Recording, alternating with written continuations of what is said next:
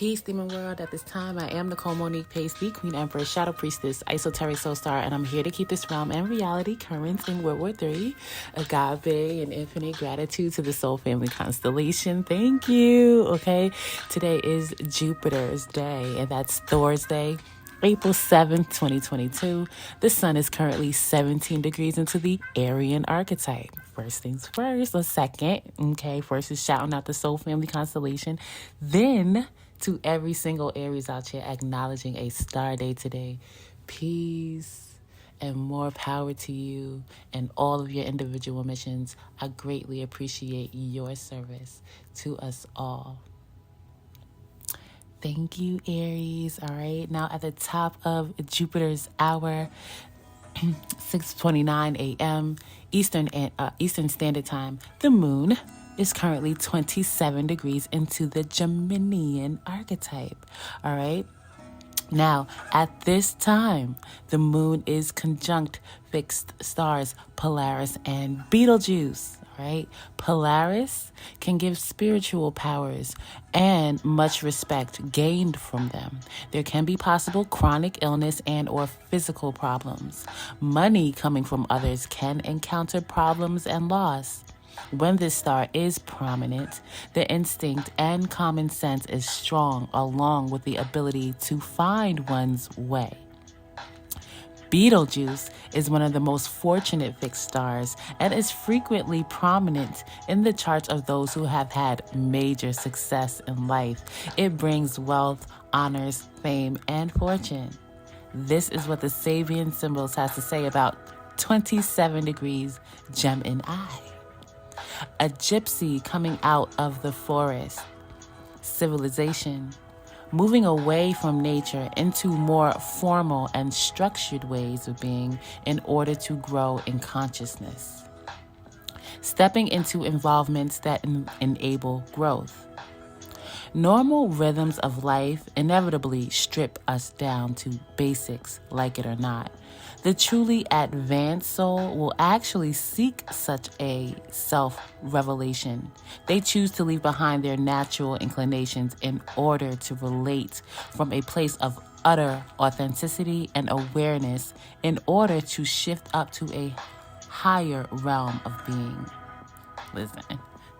If there was one Sabian symbol that can describe me right now, this will be it, okay? But listen, it's a collective thing, so let's stay current, check our alignment, and talk aspects, all right? Now, today, Mercury in Aries sextiles Saturn in Aquarius, and you can go to Saturn's Day, April 2nd, 2022 for that message. Also, we have Jupiter in Pisces sextile the North Node in Taurus, which I talk about last Jupiter Day, March 31st, 2022. All right. Now, today, Jupiter in Pisces also trines the South Node in Scorpion, which we're going to get into right now. All right. So Jupiter in Piscean influences personal expansion through experience. The application of wisdom gained from such experiences determines fortune. And in Pisces, that relates to spirituality, artistic creative expression, the psyche and hidden things, philanthropy, idealism, and impressions. All right. Now, as an operational direction in this life, this South Node is rather regressive.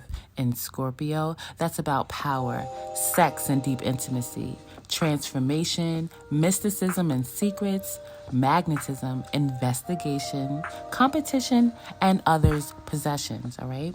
Now, trines are universal gifts that utilize the power of three, providing the individual with an ease of expression, particularly as it relates to others in similar situations. Be aware today through April 16th, as you know, the strongest influence with this aspect. Tapping into this energy allows for an easier flow of operation concerning wisdom gained from personal experiences around spirituality, artistic expression, philanthropy, and the psyche, and things that regress the soul as it relates to mysticism, sex and deep intimacy, possession, and power. Let's see what the tarot says.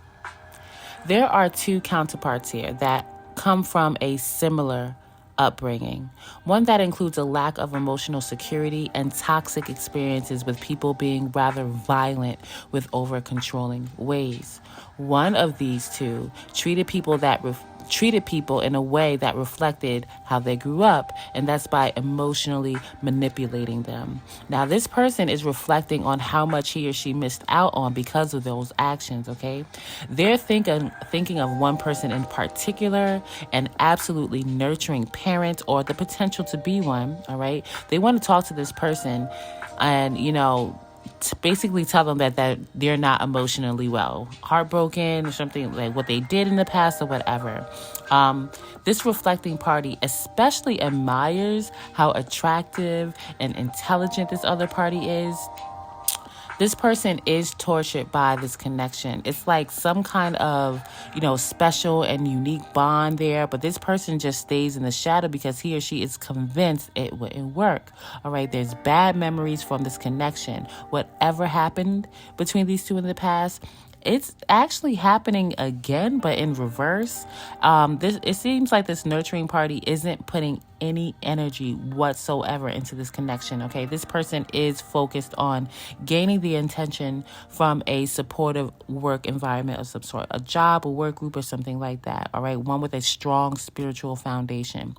The universe says this action taker had or has right now, we'll take it how it go, the chance to rectify the way they projected their childhood onto others. Following and or releasing how they feel can literally change their life. This person is restricting themselves from a beautiful healing and their highest ideals when it comes to connecting with others, okay?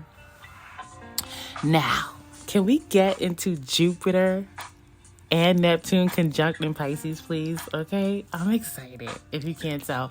Neptune in Pisces influences spiritual vision and imagination, all right?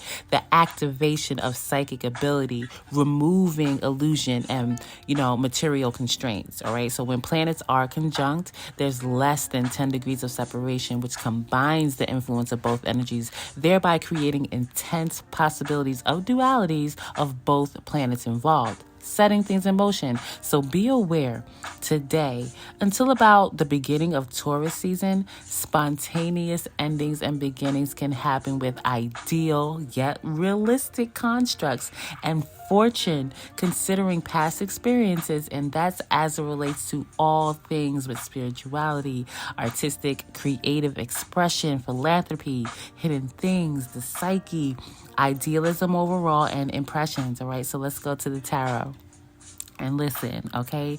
I gotta say, when it comes to collective work, one of the challenges for me is like, who the heck this is happening to on an individual level, right? Because someone here, they're about to cry tears of joy, for real, for real. It could be a proposal, or like, I'm not even joking. It could be like somebody just meeting someone and like inside they're crying because they just know they just encountered like their dream come true, something like that. But whatever this is, it's like astronomical success. All right. It comes through communication that someone else initiates, and this changes this receiving party's life. And man, whoever this is, like, they just thought that they'd be chasing their ideal life forever, okay? That no one they'd come across would share the same values, all right? Experiences in the past, that were damaged beyond repair, caused this person to doubt their intuition. But despite the doubts, this person fought for their own peace and remained very giving.